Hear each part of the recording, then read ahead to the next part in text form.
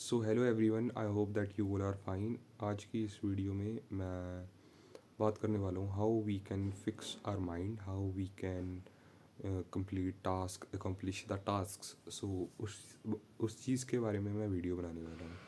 So I think so that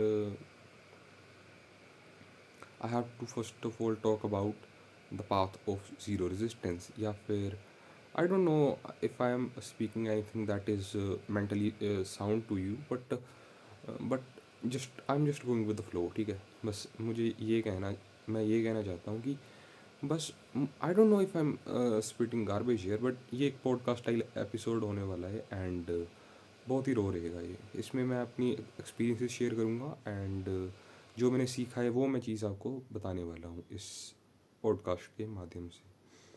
So, first of all, we have to understand it that not everybody is equal.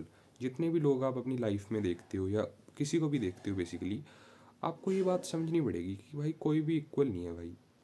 जैसे कि मैं आपको example दे सकता हूँ। Let us say you were born in 2005 and आपका एक दोस्त है जो 2005 में ही जमा है, ठीक है। 2005 में ही उसका बर्थ हुआ है, लेकिन आप दोनों में क्या डिसिमिलैरिटी है, क्या आप दोनों में डिफरेंस है? आप दोनों में ये डिफरेंस है कि आपका दोस्त नवंबर में, ठीक है, उसका बर्थ हुआ है एंड आपका मार्च में हुआ है एंड आप सेम स्कूल में पढ़ते हो, तो आपके लिए एक लर्निंग एज रहेगी क्योंकि आप उससे थोड़े से ज़्यादा ही डेवलप हो, ठीक है।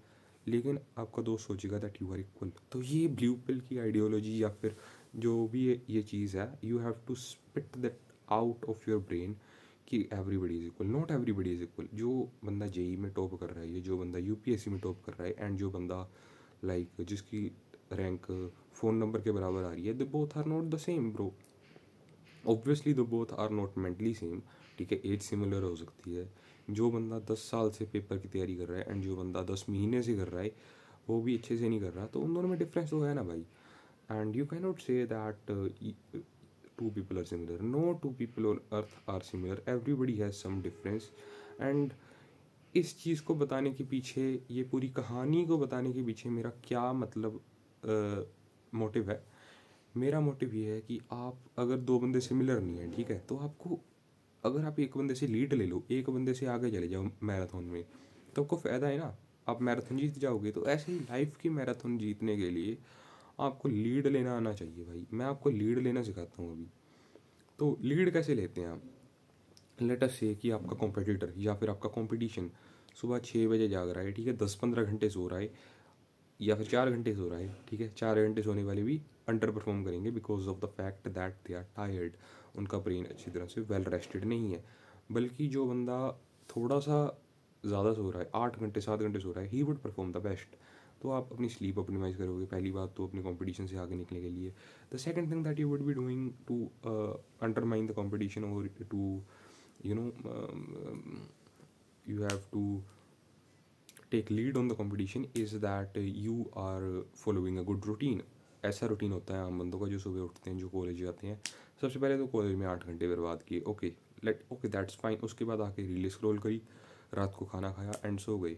सो this is what most of your competition is doing right now. But if you follow the path of zero resistance, जो कि मैं आगे बताऊँगा, then you would take lead on them, ठीक है। मैं आपको बताना शुरू करूँगा कि पाथ ऑफ ज़ीरो रेजिस्टेंस क्या है, या फिर गो विद द फ्लो स्ट्रेटजी जो मैंने बनाई है।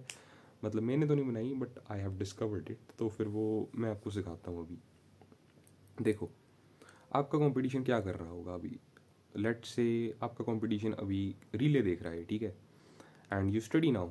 तो क्या फ़ायदा होगा आपको, क्या फ़ायदा होगा आपको? You would obviously get more marks than them और you would achieve more than them, ठीक है। मोर देन देम मार्क्स आपको ज़्यादा मिलेंगे, आपका वट एवर, ठीक है। एंड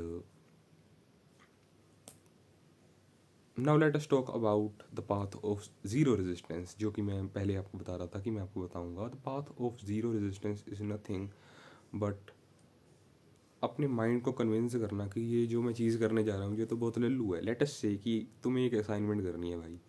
तुम्हें करनी है एक असाइनमेंट, 80 पेजों की असाइनमेंट। 80 पेज सुनने में कितना बड़ा नंबर लग रहा है, that you have to write 80 page, भाई 80 पेज लिखने हैं।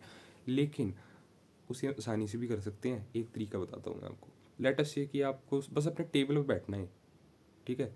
टेबल पर बैठना है, उसके बाद आपको ऐसा सोचना है कि बस मैं टेबल पर जाऊँगा, पेन लूँगा एंड बैठूँगा एंड मैं बस ऐसा लिखूँगा उसके ऊपर 2 लाइनें, ठीक है? सिर्फ 2 लाइन लिखनी है, ज़्यादा कुछ नहीं करना, ठीक है?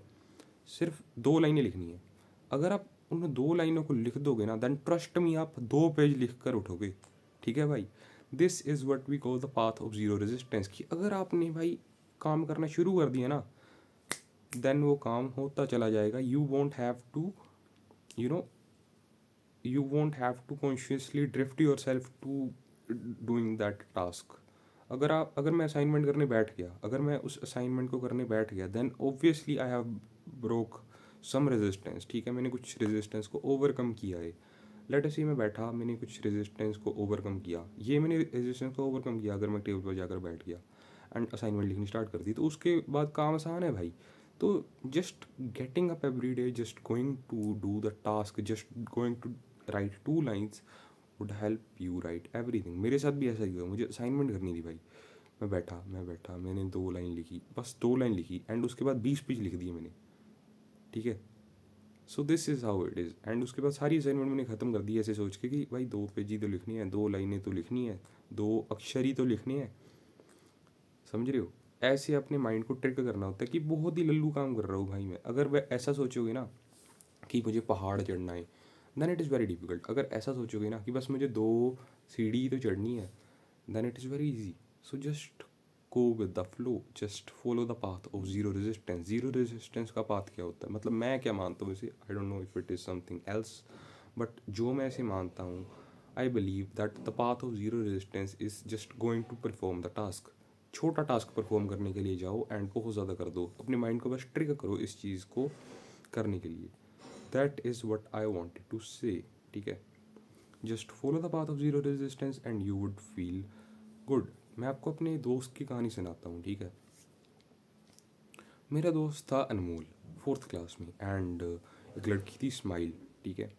जो अनमोल था ना, वो हमारी क्लास का टॉपर था। He use to come first in the class, वो क्लास में पहले नंबर पर आता था। एंड जो स्माइल थी, she use to come at the second number of class. तो आप समझ सकते हो कि जो अनमोल था वो ज़्यादा इंटेलिजेंट था, he was better at studies than Smile. लेकिन हुआ क्या, मेरे और अनमोल की, मतलब हम दोनों दोस्त थे एंड हम दोनों ने किसी और बंदे के साथ लड़ाई की थी। एंड अनमोल भाई के हाथ पर ना यहाँ पर चोट लगी एंड ही मतलब उसका हाथ ना ऐसे मोबिलिटी ख़राब होगी and he was left handed at that time, मतलब लेफ्ट हैंडेड था भाई बंदा। एंड उसके लेफ्ट हैंड पर चोट लगी यहाँ पर। उसका हाथ ना ऐसे हिल नहीं पा रहा था, हिज हैंड वाजंट मोबाइल, ठीक है? काफ़ी ज़्यादा उसको डिफ़िकल्टी आ रही थी, मोबिलिटी ख़राब हो गई थी कुल मिलाकर हाथ की। तो उस चीज़ ने अनमोल भाई को इफ़ेक्ट किया एंड अनमोल भाई उस सेमेस्टर में, 4th क्लास के 3rd सेमेस्टर में अनमोल भाई सेकंड नंबर पर आए, जबकि स्माइल फर्स्ट नंबर पर आई। तो ये क्या हुआ अनमोल भाई के साथ, obviously Smile took the lead. तो भाई यही होता है, no matter your circumstances, no matter your situation, आपको दूसरों के ऊपर भाई लीड लेनी होती है। ऐसा नहीं कह रहा कि किसी का हाथ को तोड़ दो जाकर, बस लीड लो। एंड लीड कैसे लेनी है, following the path of zero resistance. तो 2 चीज़ें एक वीडियो में कवर कर दी, एक तीर से 2 निशाने भाई। क्या करना है, दोबारा रिकैप करा देता हूँ।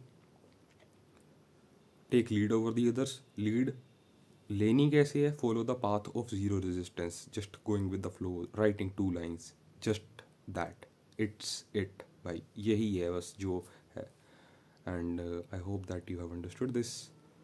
तो बस इतना ही कहना था आज की वीडियो में, बाकी किसी और वीडियो में बात करेंगे।